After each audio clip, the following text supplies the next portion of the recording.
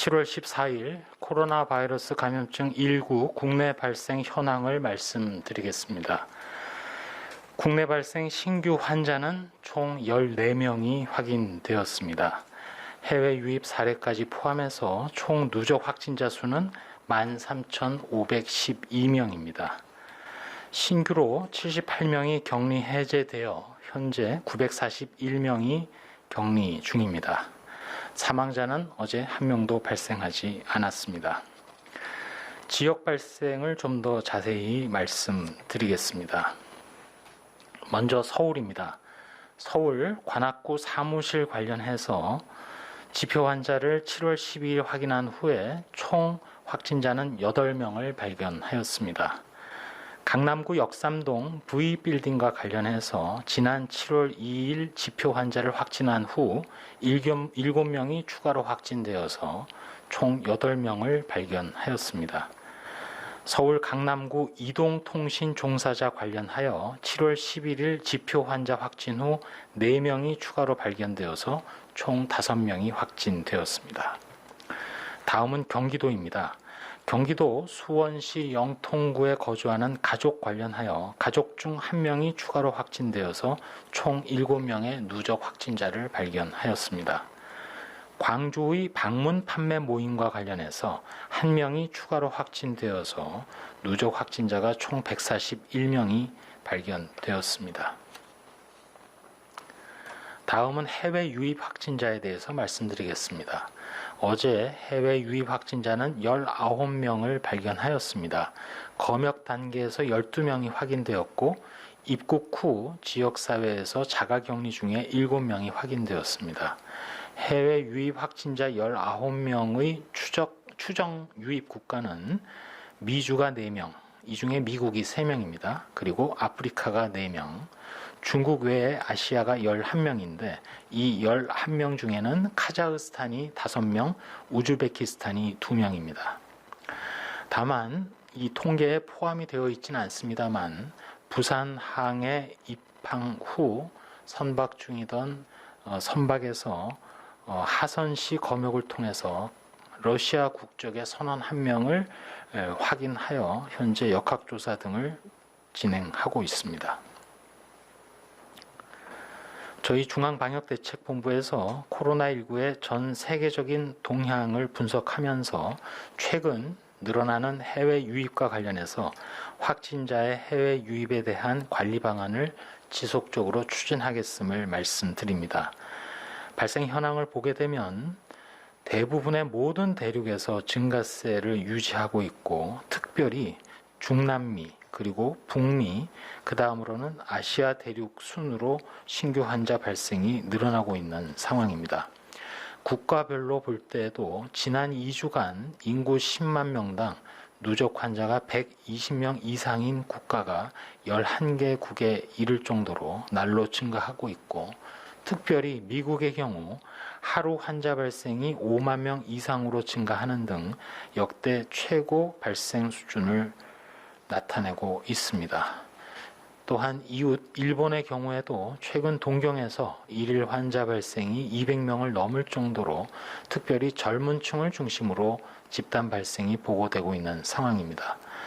우리나라의 해외 유입 확진자의 지역사회 전파 차단을 위해서 그동안 코로나19 감염 위험도 평가를 통해서 방역 강화 대상 국가를 지정하여 비자와 항공편의 제한 등의 조치, 그리고 정기 항공편의 좌석 점유율을 60% 이하로 운행토록 하고 방역 강화 대상 국가로 출국 시에는 재입국 허가를 제한하는 조치 등을 시행하였습니다. 특별히 어제부터는 방역 강화 대상 국가에서 입국하는 모든 외국인에 대해서 입국 시에 출발일 기준으로 출발일 48시간 이내에 발급한 리얼타임 RT-PCR 음성 확인서를 의무적으로 제출하도록 하고 있습니다. 이 음성 확인서는 제외공관이 지정한 해당 국의 검사 의료기관에서 발급하여야 합니다.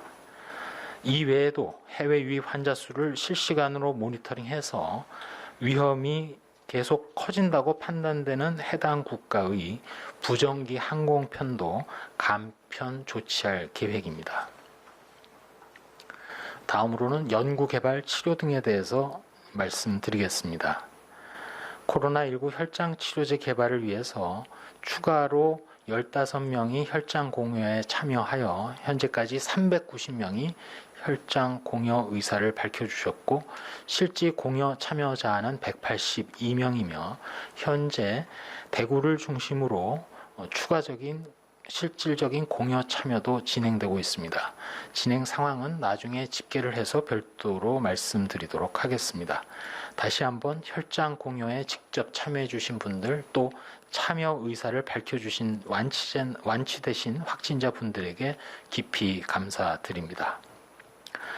현재 렘데시비르의 경우는 24개 병원에서 49명의 중증 이상의 환자에 대해서 신청을 받아서 49명 모두에게 공급을 완료한 상태임을 말씀드립니다.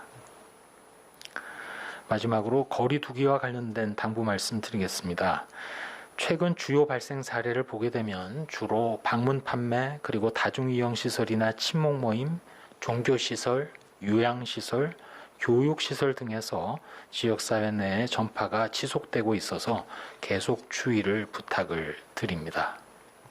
동시에 본격적인 장마철을 맞아서 수해 피해 발생이 예상이 됩니다.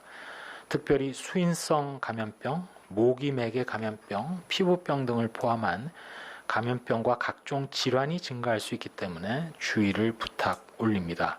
장마철에는 우선 수인성 감염병으로 음식물을 통해서 전파될 수 있는 세균성 이질이나 장티푸스, 장출혈성 대장균 등이 유행할 수 있고 두 번째로 물 고인 웅덩이들이 늘어나면서 모기가 늘고 따라서 일본내염의 환자 발생 또는 경기 북부 지역을 중심으로 3일열 말라리아의 증가도 우려되기 때문에 주의가 필요합니다. 따라서 음식물은 충분히 가열해서 섭취해 주시고 조리한 음식도 오래 보관하지 않도록 하며 철저한 손 씻기 등 개인위생 준수가 매우 중요하다는 점을 강조드리고 수해 지역을 중심으로 해서 방역에 철저를 기하도록 하겠습니다.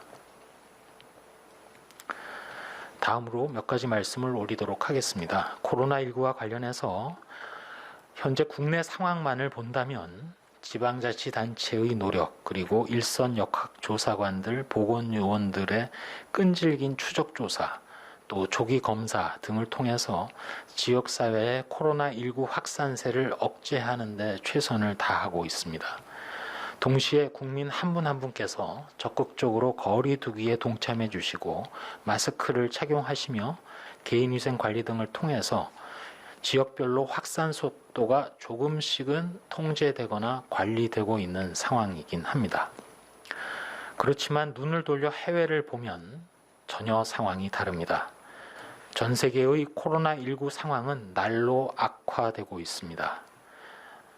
브리핑에서도 말씀드렸습니다만 미국이나 일본의 사례를 보더라도 유행이 다시 시작되는 추세이기도 하고 인도라든지 중남미의 경우도 확산세가 더더욱 가팔라지고 있습니다. 이제는 도대체 전 세계 코로나19 유행의 정점이 어디인지를 모를 정도로 통제가 쉽지 않은 국제적 위기 상황입니다.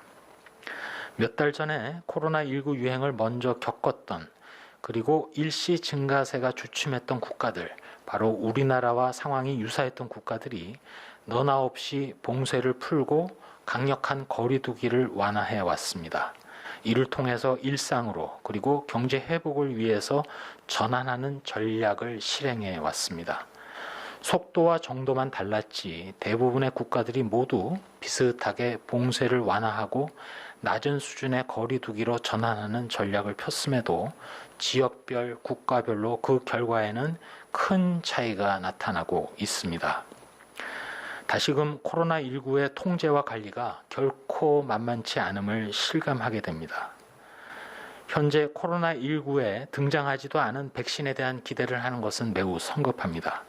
유행을 종식한다는 표현은 기대일 뿐입니다. 오직 거리 두기, 그리고 마스크 착용, 개인위생을 통해서 유행 규모를 억제하면서 관리하는 방법밖에는 없다는 점을 다시금 인식하게 됩니다.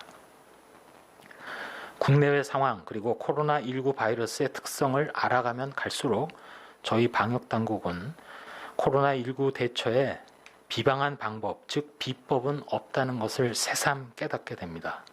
결국 코로나19 바이러스를 극복하면서 함께 살아가는 방법밖에는 없습니다. 새로운 일상, 즉 거리두기와 마스크 착용, 개인의 방역 수칙을 준수하는 것이 에티켓이 되고 습관이 되고 일상이 되는 새로운 세상에 누가 그리고 어느 국가가 먼저 좀 더 완전하게 적응하는지, 그리고 적응 후에 이러한 생활 방법을 오래도록 유지해 나가는지가 결국 코로나19의 종식을 결정할 것이라고 생각합니다.